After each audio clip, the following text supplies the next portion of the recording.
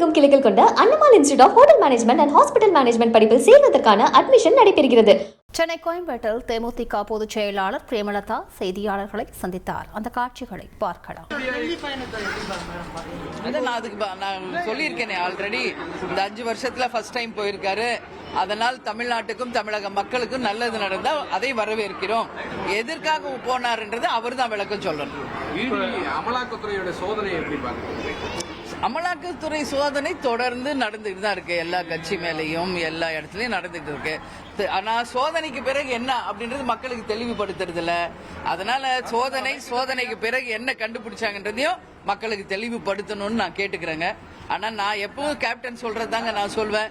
தப்பு செஞ்சா உப்பு சாப்பிட்டா தண்ணி குடிச்சுதான் ஆகணும். தப்பு செய்தவர்களுக்கு தண்டனை உறுதி, அதுல எந்த மாற்று கருத்தும் இல்லை. அதனால இடி ரைடு என்பது இது யூசுவல் ஒன். ஆஃப்டர் தட் என்ன நடக்குதுன்றதையும் கட்டாயம் மக்களுக்கு தெளிவுபடுத்தணும். ஆமாங்க, அது நாங்க ஏற்கனவே உங்களுக்கு எல்லாமே சொன்னது தாங்க. பொறுத்திருங்கள், பொறுமை கடலினும் பெரிது. அது ஒண்ணுதான் நான் இப்ப சொல்றேன். எங்க மாநாடு ஜனவரி 9 நடக்க இருக்கிறது கடலூர்ல. உங்களுக்கு அன்னைக்கு எல்லாமே தெளிவுபடுத்தப்படும்.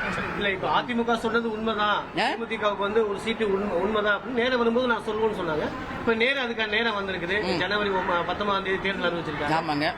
இப்ப என்ன, அதான் நான் சொல்லிட்டேன்ல, பொறுமை கடலினும் பெரிது. வெயிட் பண்ணுங்க, இன்னைக்குதான் அறிவிச்சிருக்காங்க. இன்னும் டைம் இருக்கு, பாப்போம்.